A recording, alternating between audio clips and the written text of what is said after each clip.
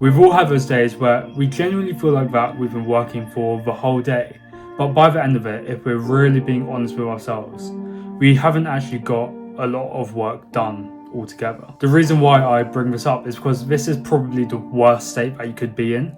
Not only are you sitting down at your desk and not getting a lot of work done when you could be doing other things, this whole state of sitting down and barely doing any work actually eats into your productivity and your ability to be productive. When I first realised this, and when I first started putting measures into stopping all this unproductive work, that's when I actually noticed the biggest benefits in my life. Not only was I spending a lot less time working and revising, I got a lot more done and I was a lot happier because I had a lot more time to myself and to do the things that I really wanted to do. It was also the time when I got the best results in my life, getting predicted 4A stars on my A levels and getting 12.9s on my GCSEs. So what are these measures that I put in to stop all of this unproductive work? The answer to that is the concept of flow state. Flow state and deep work are periods of time where you are completely undistracted from your work and you actually get a lot of work done because your sole focus is on that work. It should be obvious to you that your unproductive work clearly is not like the flow state because one, you're not getting a lot of work done, and two, you're probably finding times where you're completely distracted. You're either staring into space, thinking about music or football or food or what your friend said to you. All of this actually eats into your productivity. If you're an ambitious person, you probably would have felt a bit of motivation there. Not only will you be spending a lot less time working and revising, the work that you do will be of higher quality and you can do more of it in the same amount of time, so your productivity would have increased. There's genuinely no downside to this at all, and that's what this video is for. I want to help you enter and stay in flow state more frequently so you can achieve the grades that you really want. There are two stages to flow state that I just mentioned there. One, you have to enter it, so try and get into the mindset of being in a flow. Then two, you have to stay in it for a sustained period of time, maybe an hour or hour and a half. That's how I'm going to split this video. So first, I'm going to give you advice on how it is made a lot easier to enter flow state, and then advice on how you can more easily stay within that focused period of work. So enter. How do you enter this mindset of being in a deep and focused period of work? The first thing, and the thing that I say in pretty much every video, is set your goal and plan the work that you need to do. When you know exactly what you need to do, you have more intention to go and do it, and so you're more likely to go and do that thing. In your unproductive work, you may have said to yourself or have this vague idea that, oh, I need to complete all my homework that my teacher sent to me by email. That's okay, but you're not being really specific. The moment that you say that, I want to do all this maths homework on this certain topic that my maths teacher sent me by email, then you know exactly what you're going to have to do. If you just say, oh, I'm going to look at my emails and then do all the homework that I see, that's not focused.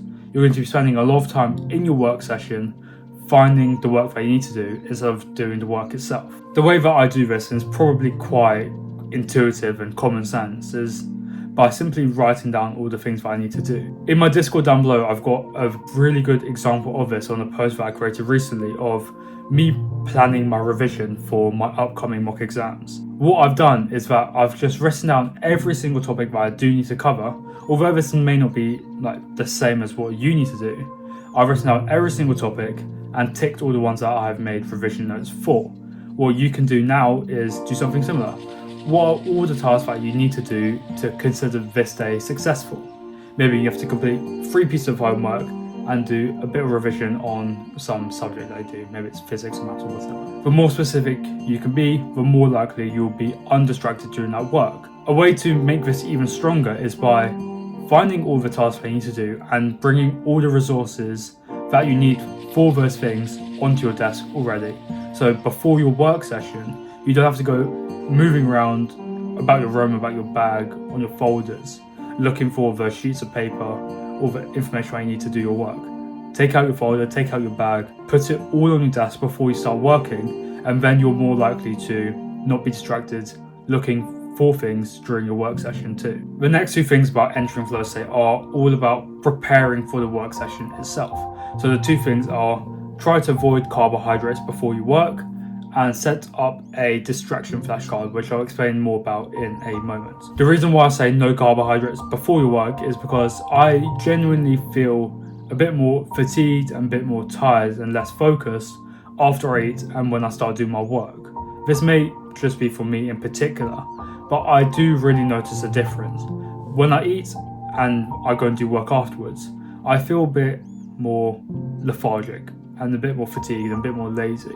But when I don't eat, so when I work straight away in the morning before eating, I do feel that bit more energy, and I don't feel that lethargic, even though I've just woken up, because I haven't eaten and all I've taken into my body is water.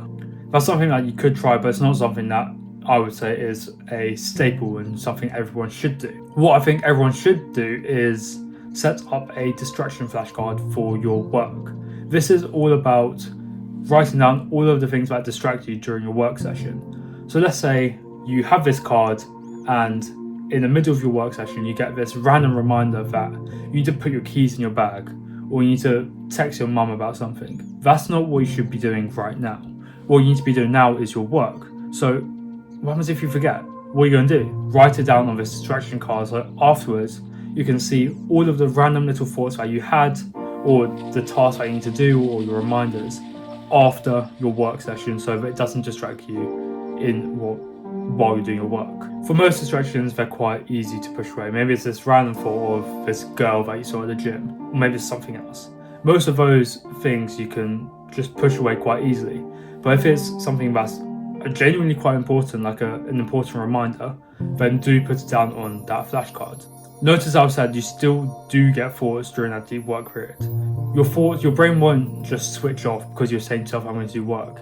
Your brain will just regurgitate information that it feels it's important at that time or at that point in time. There's nothing compelling you to listen to those thoughts, and you can, if they're actually important, think about them later on. Your work session is just purely for your work and nothing else. So that's all my advice on entering flow state. How do you now stay in it? I would say I'm in some sort of flow state or deep work period right now of recording this. I currently have no other thoughts in my mind apart from this video and the things I'm going to say, and my laptop here which has got the script for this video. My first piece of advice, given this is a very new concept for most people watching this, is that don't overthink it. There's no real point. You can almost accept yourself that your deep work and your flow state won't be perfect straight away. You will be getting thoughts. You will be getting distracted from time to time. That's something that's out of your control because it's quite a new concept to you. Because I've been doing this for 2 years now, I really don't often get distracted by my thoughts. And a big part of that is because I'm always quite in tune with the plan that I made earlier on.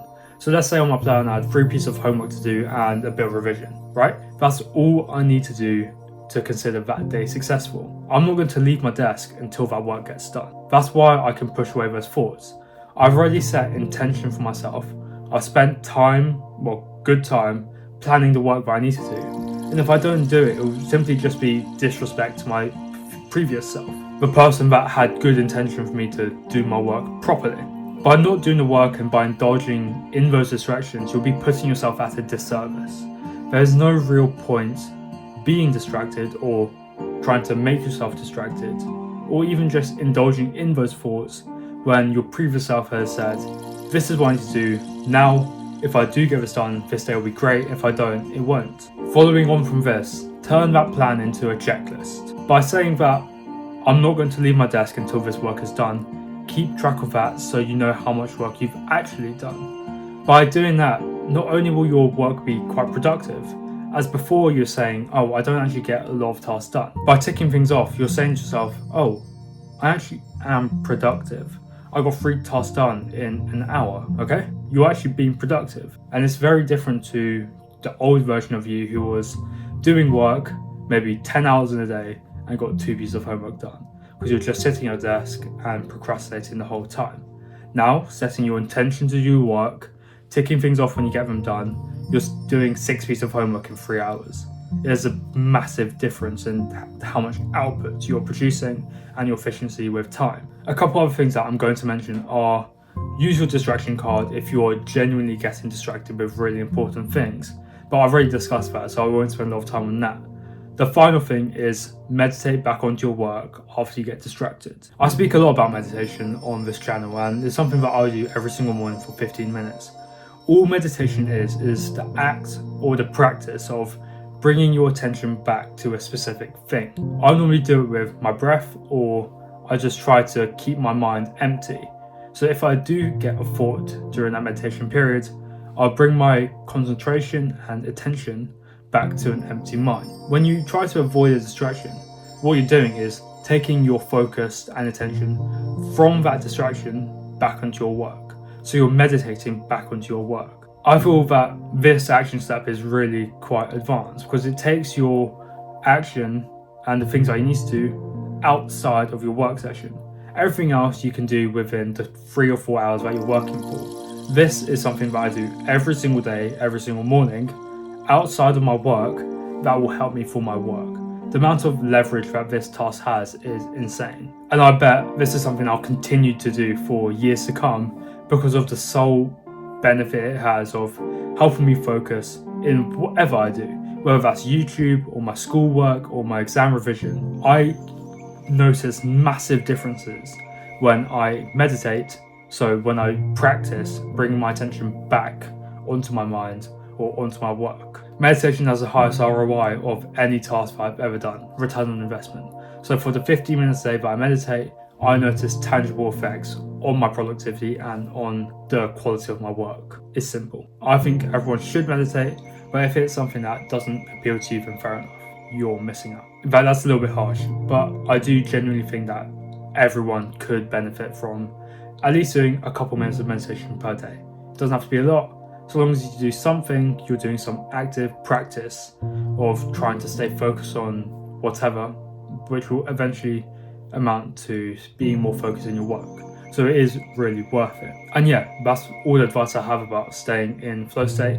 If you are interested in my Discord, I've got a massive Discord, about 240 people, down below in my description, all like-minded students who really want to do well in their exams. I'm trying to post at least 6 times a month. I know January was a slow one. I posted on New Year's Day and the next one came about 20 days later. That's only because I had a massive exam in between and I didn't really want to take my attention away from it. But by the end of the month, there should be 5, maybe 6 videos on the channel, and in February, there could be even more. So if you do find them useful, it would be great if you would subscribe, but before then, I'll see you in the next video.